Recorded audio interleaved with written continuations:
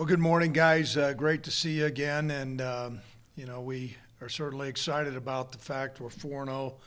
Sometimes you get in the midst of your season, and our mantra has been taking one game at a time.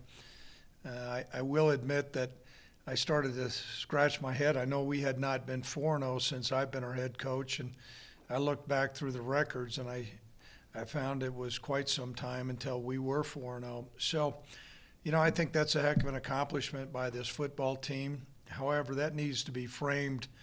This football team can play a whole lot better than what it did.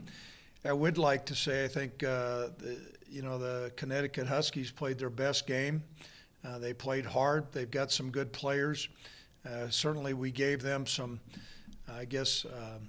lifelines of hope. Certainly between the opening kickoff and the double reverse pass, it went for a touchdown. And then, the other thing that we did, we kept on putting the game in jeopardy by the number of penalties we had. We got to clean all those things up. So the encouraging thing is we won a game on the road. We are 4-0.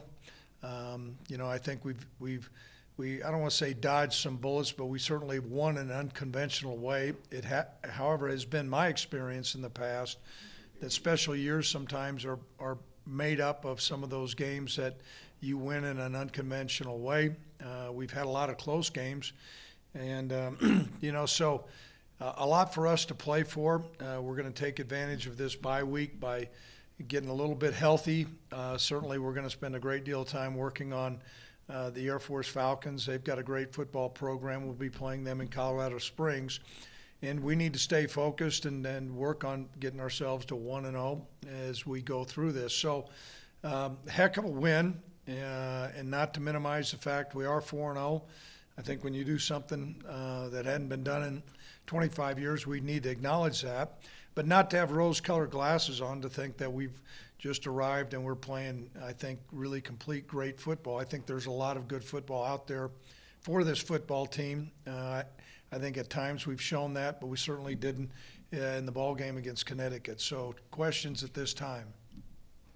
Josh. Hey, Coach, another strong day for the running game on Saturday. I guess, what's your evaluation of the running back position at the bye week, and, how much is how well Titus Swinton's playing allowed Valladay to kind of stay fresh? Well, that 1-2 punch has really had a big impact for us, and I thought you saw the offensive line really become dominant at in the second half, particularly the last quarter. And those are things that we need to rely on more. To have a 1-2 punch like that is very, very helpful. While those two guys are somewhat similar in stature, their running styles are different, and that's always a challenge as an old defensive coordinator when you have a different running back. Sometimes he sees a field a little bit differently, and you get in your rhythm on defense, and all of a sudden you've got a guy that his cuts are a little bit different. Both of them are explosive. We have some weapons on offense, and it's been great to see that tandem certainly help our football team win. Josh. Just with the bye week, coming off of 4 straight games and then a month of fall camp before that, how do you find the balance between resting guys up and kind of improving things and looking ahead to Air Force? There's always kind of a measured decision you make as a head coach, what you do. This bye week, everybody asks, are you happy with how it came about? Yeah, I mean, we have some guys who have been playing. I know Eric Abogier finished the game, but he's been getting stingers. You have a lot of guys who, they're banged up, however they've been playing.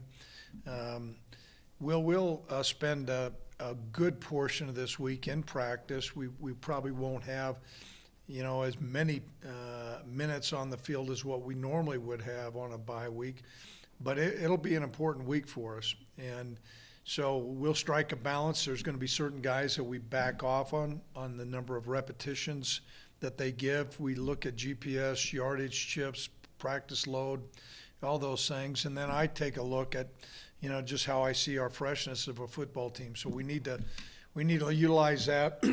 But this Air Force team is going to give us, a big challenge.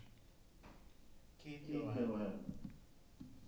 Coach, have you had a chance, I know you've been busy with your team, but just to kind of see what's been going on around the Mountain West,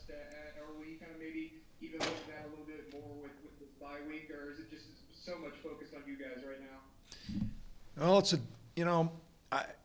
as a coach, you always kind of look at what your competition's doing. You have a baseline. I certainly haven't dug in to see, okay, what the tape of San Jose looks like or what the tape of New Mexico looks like. But you follow the scores and you know the competitive games that we're in. I can tell you this, so the price of poker's up.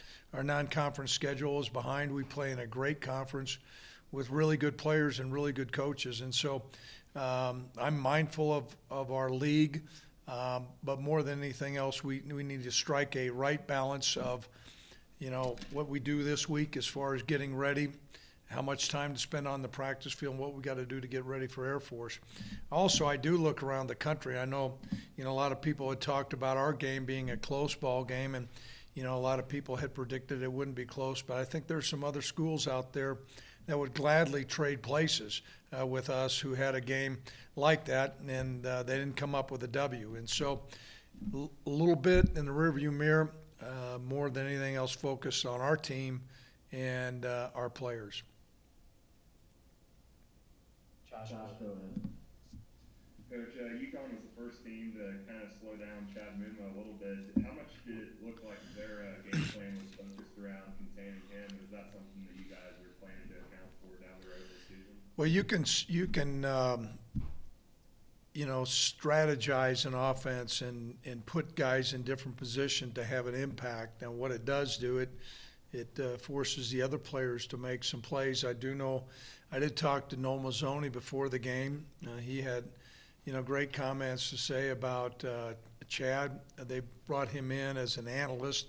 He can't call plays. He can't have interaction with the players. However, he can set and game plan in a meeting, and I'm sure they had a plan. So it didn't have anything to do with Chad not wanting to play hard. They could get in different formations and sets to neutralize him a little bit, but that gave some of our other players an opportunity to play. I thought Easton Gibbs played one of his best games with the exception of the one bust. So we'll take it from there. Tracy, you have a question? Coach, Air Force has a little bit different style than most teams. Does that help you to have some time off, extra time to get ready for them? Well, I think so. When you say different style, it's significantly different on both sides of the football. A great deal of respect for Coach Calhoun and how they utilize their players. They have a large squad, and they have all kinds of different elements within their offense, defense, and the kicking game. And so you can prepare. What's always a challenge, though, Tracy, is, getting a scout team to replicate the speed and the technique and the accuracy of what Air Force does. But certainly having some extra practice time is going to be something we'll take advantage of. Dave, you have a question? Okay, go ahead, Josh. Yeah, Coach, you mentioned the 4-0 start earlier. Just, what's the thing that's impressed you the most on both sides of the ball through 4 weeks? I would say that the team believes that they'll find a way to win, and that's a coaching phrase that I think some people may say gets overused, but the resiliency and the closeness of this football team really is an X factor. Somewhere during the course of the game, somebody's going to come up with a play, whether it's an interception like Isaiah Scandy or Chad Muma, or big catch like Isaiah Nair, or a run that Sean Chamber does, or an offensive lineman blocking, or maybe a punt that Ralph does. Everybody seemed to be pitching in to contribute to this 4-0 start.